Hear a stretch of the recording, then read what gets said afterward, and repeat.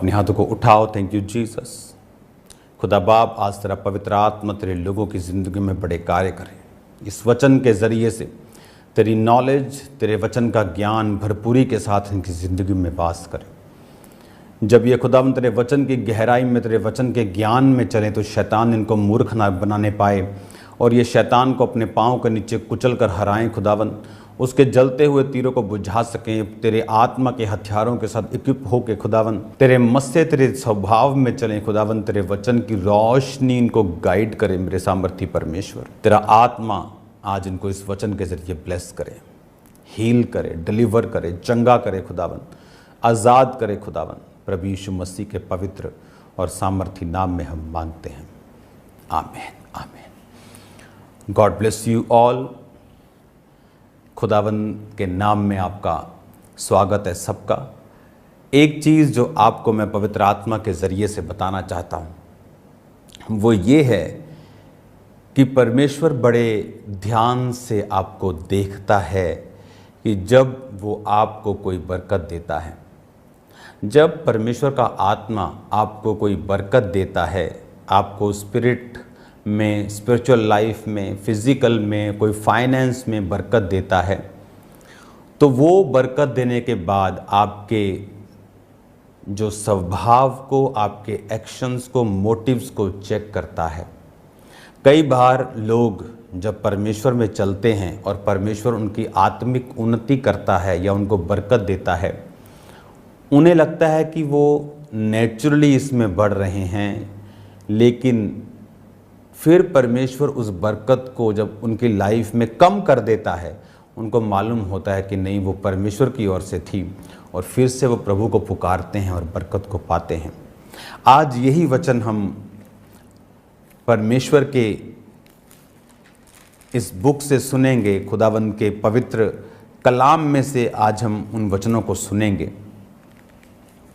तो किस लिए हम बुलाए गए हैं? जिस तरह मैंने आपको पिछली टीचिंग्स में बताया था कि परमेश्वर ने जगत के निर्बलों को, तुच्छों को, जो हैं ही नहीं, जो व्यर्थ हैं, उन्हें चुन लिया कि जो अपने आप को कुछ समझते हैं, मजबूत हैं, बलवान हैं, अमीर हैं, उन्हें लज्जित करने के लिए।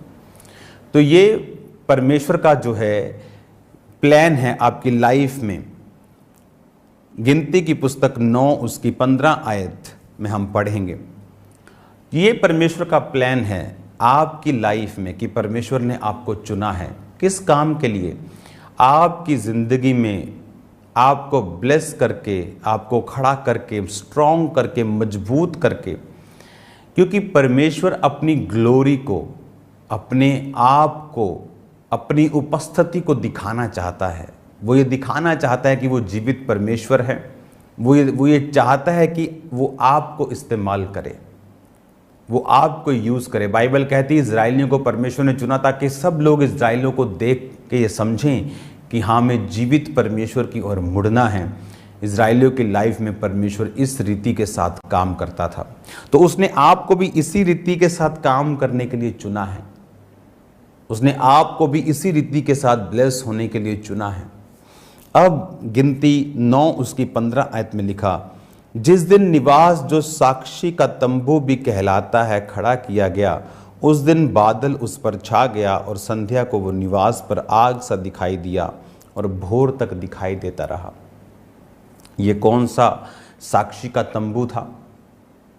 ये वही परमेश्वर का पहला भवन जो तंबू में था, मैं उसकी बात कर रहा हूँ, जो परमेश्वर ने मूसा को कहा था और मूसा को सारा डिज़ाइन समझाया था कि वो तंबू किस रीति का होगा। और तंबू ये मत सोच रहे जो हम लगाते हैं, तंबू 4 बांस खड़ा किया, ये वो तंबू नहीं था। ये स्ट्रॉन्ग था, जिस तरह घर बनाए जाते उस तरह का स्ट्रॉन्ग एक निवास स्थान था, लेकिन तंबू का बना हुआ। अगर आप पुराने टाइम में स्टडी करेंगे तो राजाओं के भी तंबू लगते थे। इसका मतलब ये नहीं वो तंबू आज वाले जो बम्बुओं के साथ तंबू लगता है, वो नहीं। वो तंबू वाकई में आलीशान घर की तरह होते थे, और ये तंबू भी सोने और चांदियों से और परमेश्वर की उपस्थिति से ये भरा हुआ तंबू था। तो परमेश्वर ने मूसा को दिखाया कि किस तरह से तूने तंबू बनाना है, पवित्र स्थान बनाना है, परम पवित्र स्थान बनाना है, बाहर का आउटर कोर्ट बनाना है, पीतल की होदी रखनी है जहाँ पर हाथ मुंह धोकर लोग आगे अंदर आया करेंगे। वो सारी चीज़ें परमेश्वर ने उसको सिखाई और बनाई। और बाइबल कहती जिस दिन वो खड़ा किया गया, परमेश्वर का जो बादल था उस पर छा गया और रात को वो बादल में से आग दिखाई देती थी। और अब ये बात आपको ध्यान से समझनी है कि परमेश्वर ने इज़राइलियों को बुला लिया। परमेश्वर ने अपनी महिमा के लिए उन्हें बुलाया और बोला कि तुम मेरी महिमा के लिए बुलाए गए हो और चुने गए हो। अब इज़राइली बुला तो लिए गए, अब वो जंगल में हैं और परमेश्वर कहता कि मैं कनान देश तुमको दूंगा और कनान देश में दूध और शहद की जो हैं वो नदियां बहती हैं। लेकिन हम ये सब जानते हैं कि इंसान का बनाया हुआ जो प्लान्स है वो काम नहीं करता, मोस्टली वो काम नहीं करता। इसलिए आज मोस्ट ऑफ द पीपल, दुनिया में जो ज़्यादातर लोग हैं वो निराश हैं। अब ज़्यादातर मैं लोगों की बात कर रहा हूँ। कोई फाइनेंस में निराश है, उसका काम नहीं चल रहा, बढ़ नहीं रहा। कोई परिवार से निराश है, अगर काम सही चल रहा है तो बीवी का मुंह उधर है, बच्चों का मुंह उधर है। मोस्टली लोग निराश हैं। इज़राइलियों को ये बात मालूम थी कि परमेश्वर, अगर मुझे कनान देश में जाना है, कनान में कौन रहते थे? वो जो नूह था उसके वंशज, स्ट्रॉन्ग पीपल, शारीरिक रूप से स्ट्रॉन्ग, मजबूत, गढ़ों वाले लोग, हथियारों वाले लोग। और इनको मालूम था, इज़राइल को मालूम था, ये लोगों को मालूम था कि हम उन्हें नहीं पा सकते, कब्जा नहीं कर सकते। लेकिन इन्होंने परमेश्वर के मिरेकल्स को देखा था। मिस्र में परमेश्वर के मिरेकल्स को देखा था कि पूरे मिस्र में अंधेरा छाया लेकिन इनके ऊपर उजाला है। उनके पशु गढ़ों से, औलों से मर रहे हैं और इनके उसी तरह से आनंद ले रहे हैं। उनके पहलोठे मारे गए, इनके एक डॉग भी नहीं मरा। बाइबल कहती कुत्ता भी इज़राइलियों पर नहीं भौंका। तो इज़राइलियों ने ये मिरेकल्स को देखा हुआ था। इज़राइलियों को मालूम था कि मिस्र जैसे देश के चंगुल से निकलना ये आसान नहीं था। फिरौन जैसे राजा को हराना, उसकी पूरी सेना को समुद्र में डालकर परमेश्वर ने मार दिया, ये आसान नहीं था। तो इज़राइल को यह भी मालूम था कि अब हम जंगल में हैं, लेकिन हमें अगले जीवन का जो पथ है, अपनी बुलाहट है जो हमें कैप्चर करना है, उसके लिए हमें परमेश्वर की उपस्थिति की ज़रूरत है। तो बाइबल कहती है कि जब वो तंबू खड़ा किया गया तो बादल उस पे आया। जब बादल उस पे आया तो रात को वो आग दिखाई देती थी, दिन को बादल दिखाई देता था। और लिखा जब जब वो तंबू बादल चल पड़ता था तो इनको मालूम होता था कि चलो भी अपने अपने डेरे इकट्ठे करो। 12 गोत्र, लेवी, तंबू का सारा सामान, किसी के पास ड्यूटी थी परमेश्वर के हाथ का जो लिखा हुआ संदूक था, वो पात्र थे, उसको उठाना। किसी की ड्यूटी थी जीसस क्राइस्ट वाला स्थान जहाँ पर 7 दीवटे हैं, भेंट की रोटी मेज पर रखी, वो उठाना। किसी की जिम्मेवारी पूरे उस बाकी स्ट्रक्चर को उठाना थी। तो अलग अलग ड्यूटीज होती थी। जैसे बादल आगे जाता था ये सारा सामान समेटते थे। इज़राइल के 12 गोत्र अपने अपने तंबू, ये आसान, सुनो ध्यान से, हम कई बार जब बाइबल सुनते हैं हम समझते नहीं। अपने आप को उस पोजीशन पे रख के देखो। इमेजिन करो हम सब खामबरा चर्च के बिलीवर्स, 5-6 लाख लोग हम एक जगह इकट्ठे हैं। अब भूल जाओ अपने घरों को, सबके पास अपना अपना तंबू है, सबके पास अपने अपने जानवर हैं, सबके पास अपने अपना राशन, अपने अपने बर्तन, अपने अपने बच्चे, अपने अपने भेड़ बकरियां, गाय बैल, मुर्गे मुर्गियां सब हैं। हाँ, और ऐसा नहीं था कि वो शाम तक चलते थे बाद में अपने घरों में चले जाते थे। लिखा वो पूरा सामान समेटते थे। हम उस आयत को मैं पढ़ूंगा। 18 आयत में, यहोवा की आज्ञा से इजरायली प्रस्थान यानी चलते थे, यहोवा की आज्ञा से डेरे खड़े करते, जितने दिन तक बादल निवास पर ठहरा रहता उतने दिन वो डेरे डाले पड़े रहते थे। 20 आयत में लिखा, कभी कभी बादल थोड़े दिनों तक रहता तो वो यहोवा की आज्ञा से डेरे डाले पड़े रहते थे, फिर यहोवा की आज्ञा से आगे चलते थे। 21 आयत में लिखा, कभी कभी बादल केवल शाम से भोर तक रहता, कभी कभी भोर को उठ जाता, वो प्रस्थान करते थे। कभी कभी वह रात दिन बराबर रहता तो बादल उठ जाता, वो प्रस्थान करते थे। बादल कभी 2 दिन, कभी 1 महीना, कभी वर्ष भर निवास पर ठहरता और इजरायली अपने डेरों में रहते और प्रस्थान नहीं करते थे। जब बादल चलता था तो वो चलते थे। इमेजिन करो कि आप आज यहां पर पहुंचे हो। हाँ, आप बोलते हो कि सुबह खामरा चर्च गए थे, शाम को घर पहुंचे थक गए बसों में आप एक दिन में थक गए। इमेजिन करो वो रोज बादल चलता था तो लेवियों को मालूम था, चलो भी तंबू का सारा सामान, इतना पवित्र सामान, कितने प्यार से संभाल कर, कितने कंट्रोल में, कपड़ों में लपेट कर पवित्र चीज़ों को कंधों पे उठा के चलते थे। तंबू के सामान के लिए गाड़ियां थी उनके पास, जो बाकी तंबू का सामान था वो गाड़ियों पे नहीं रख सकते थे। जो पवित्र जो चीज़ें थी वो कंधों पे उठानी थी, और जो बाकी तंबू का पर्दे, तंबू की बाकी चीज़ें, स्ट्रक्चर, कुर्सियां, वो उनको गाड़ियों पर रख कर लेके चलना था। तो हर एक को ड्यूटी दी गई थी। बाकी गोत्र, जो 12 गोत्र थे, 6 लाख युद्ध करने वाले उनमें पुरुष थे, इसका मतलब वो 20 लाख से भी ज्यादा लोग थे। लेडीज थी, टीनेजर थे, बुजुर्ग थे, सब लोग थे। इमेजिन करो 20 लाख लोग देख रहे हैं, तंबू निकल गया आगे, वो जो बादल है वो आगे जा रहा है, पूरा घर लेके चलना है उनको बर्तन पैक करने हैं, उनको राशन पैक करना है, तंबू पैक करना है, छोटे बच्चे, बड़े बच्चे, बुजुर्ग, कपड़े, गाय, बैल, भैंसे सब लेना है और फिर चलना है। बादल रुका, वो रुके, तंबू खड़े किए, शाम को बादल फिर चल पड़ा है, अब फिर सामान पैक करें सारा। क्या सिखा रहा था परमेश्वर उनको कि आत्मिकता की जो राह है वो आसान नहीं है। जब हम स्पिरिट को फॉलो करते हैं और गॉड्स प्रेजेंस को फॉलो करते हैं, that's not a easy thing. उसमें एफर्ट लगता है, उसमें फ्रस्ट्रेशन लग सकती है, उसमें मुश्किल लग सकता है, नॉनसेंस भी लग सकती है। ये क्या बात है प्रभु, छोटे छोटे हमारे बच्चे हैं, शाम को तू आया, सुबह को तू फिर चल पड़ा, लिखा भोर को 4 बजे तड़के कि बादल देखा, बादल चल पड़ा, ओए बादल चल पड़ा, बादल चल पड़ा, चलो चलो उठो उठो, बच्चों को उठा रहे हैं, जानवरों को जहां जहां से बांधा हुआ इकट्ठा कर रहे हैं, बर्तन पैक कर रहे हैं, राशन पैक कर रहे हैं, तंबू पैक कर रहे हैं, लेवी अपना काम कर रहे हैं, गोत्र अपना काम कर रहे हैं, और पूरा 20 लाख 21-25 लाख का कुनबा, पूरा वो ताम झाम लेकर पूरे का पूरा देश जो है वो चल रहा है। कुछ देशों की जनसंख्या है ये, फुल देश की, और पूरा देश उस बादल के पीछे है। हालेलुया। तो आप इमेजिन करो, आज इजरायलियों की पॉपुलेशन 70 लाख के करीब होगी आई थिंक। न्यूजीलैंड की पॉपुलेशन 55 लाख होगी आई थिंक, और ये भी 25 लाख 20-25 लाख लोग थे। रात को पैक किया सामान, सुबह परमेश्वर आया, रात को फिर निकल पड़ा बादल।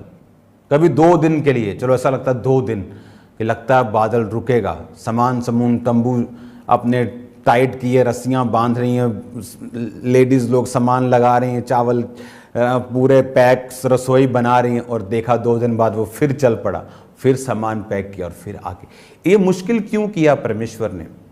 क्योंकि वो हमें सिखा रहा था। बाइबल कहती पुराना नियम हमें सिखाने के लिए, वो हमें सिखा रहा था कि तुम्हें अगर कनान देश यानी अपने वायदे के देश में अपने वायदे को पूरा होते हुए देखना है, जो आपकी लाइफ में परमेश्वर ने वायदा किया है, जो परमेश्वर ने आपको जिस मकसद के तहत बुलाया है, अगर तुम्हें उस मकसद को पूरा करना है तो तुम्हें मेरी प्रेजेंस को फॉलो करना पड़ेगा। वो आसान नहीं है। अपने टीवी प्रोग्राम्स फेवरेट को छोड़ देना, पार्टीज को ना जाना, मत्थे ना टेकना, जगह जगह लंगर प्रसाद ना, आसान नहीं है लोगों को नाराज करना। लेकिन हमें ये मालूम है कि वो प्रतिज्ञा का देश, वो ब्लेसिंग्स जो खुदा ने मेरे लिए सोची हैं, वो मैं नहीं पा सकता हूं अगर मैं उसकी प्रेजेंस में नहीं चलूंगा।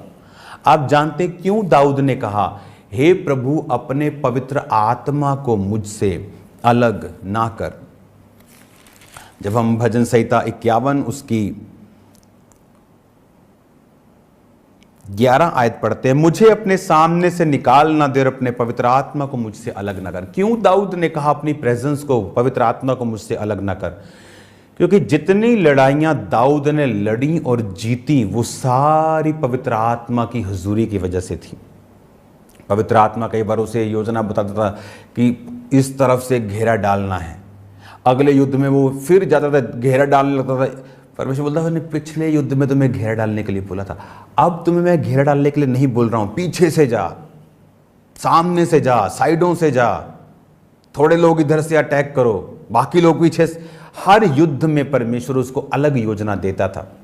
और जब उसने पाप किया और परमेश्वर के बादल उसकी जिंदगी से हट गया, तो उसको मालूम था कि मैं जीत रहा हूं क्योंकि बादल, पवित्र आत्मा मेरे ऊपर है, पवित्र आत्मा मेरे साथ है। इसलिए उसने कहा, प्रभु अपने पवित्र आत्मा को मुझसे अलग न कर, और वो परमेश्वर से अपने गुनाहों की क्षमा को मांगता रहा। हालेलुया। तो ये चीज आपको समझ होनी चाहिए कि परमेश्वर जो है वो आपको बरकत देना चाहता है। प्रतिज्ञाओं जो आपकी लाइफ में इंडिविजुअली परमेश्वर सोचता है कि मैं तुमको ये पोजीशन दूंगा, इस प्रकार की सेवकाई दूंगा, इस प्रकार का तुम्हें मैं आनंद दूंगा, इस प्रकार का परिवार दूंगा, इस प्रकार का फाइनेंस दूंगा, उसे पाने के लिए आप जानते हैं आपका प्लान कुछ काम नहीं करेगा। वो जीरो है, गार्बेज है, रबिश है, वेस्ट है। वो प्लान काम करेगा परमेश्वर का, लेकिन परमेश्वर का प्लान, अगर प्रभु की प्रेजेंस आपकी लाइफ में है तो आप कामयाब हैं, आप कुछ भी कर लें, कपड़ा कर लें, कुछ भी कर लें।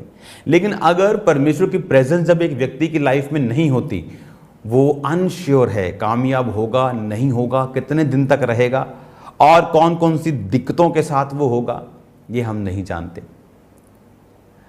उसी तरह से अगर मुझे ये मालूम है कि प्रभु ने मुझे एक बड़े मकसद के लिए और ऐसी ब्लेसिंग देने के लिए चुना है कि ब्लेसिंग वाले भी अपने आप को शर्मिंदगी महसूस करेंगे, तो आपको ये याद रखना है कि रास्ता परमेश्वर बताएगा। आपका सोचा हुआ श्योर रास्ता गलत हो सकता है और भटकाने वाला हो सकता है, इसलिए कि आप परमेश्वर के बताए हुए रास्तों पर चल पाएं, आपको परमेश्वर की प्रेजेंस के ऊपर निर्भर रहना है। हालेलुया।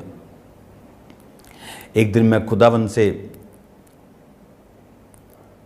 बात कर रहा था, परमेश्वर मुझे गाइड कर, मुझे गाइड कर, मैं इस मिनिस्ट्री को आगे किस तरह से लेके जाऊं। आप जो आज देख रहे हैं ना कि स्क्रीन पर लाखों लोग बैठकर सुनते हैं, पास्टर्स हैरान होते हैं, विरोध करते हैं, स्क्रीन पर कैसे हो सकता है। अरे भाई, पौलुस होता तो कहाँ होता, आज पौलुस प्रीच कर रहा होता और सारिया कुरंथिया, सारा रोमियो उसे स्क्रीन पर देख रहा होता। दैट्स द बेस्ट वे कि अगर आप डायरेक्ट अपने लोगों से बात कर सकते हैं और इस गहराई का वचन दे सकते हैं तो क्यों नहीं। और कलीसिया का मकसद क्या है?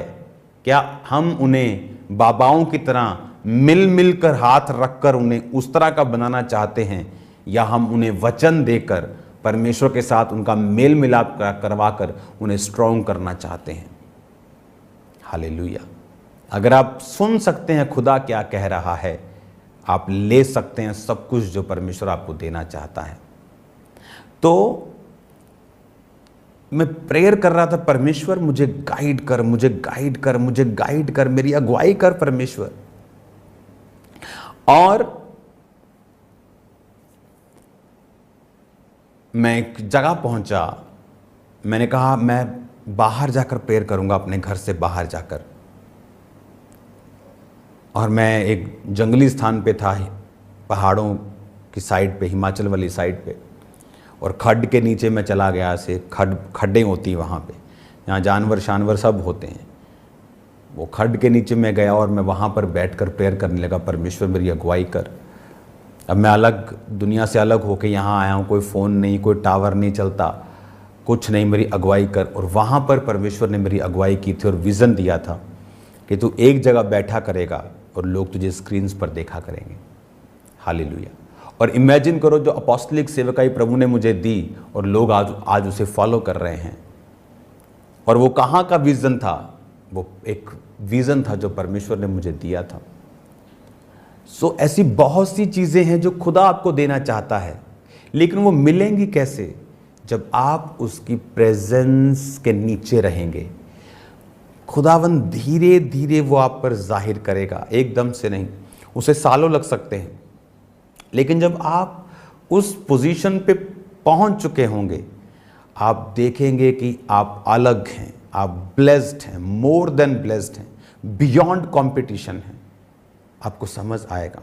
इस वचन को मैं कंटिन्यू करूंगा फिर से, ताकि मैं आपको समझा सकूं कि उसके बादल के चलने का रीज़न क्या था और उसमें रहने का कारण हमारा क्या है।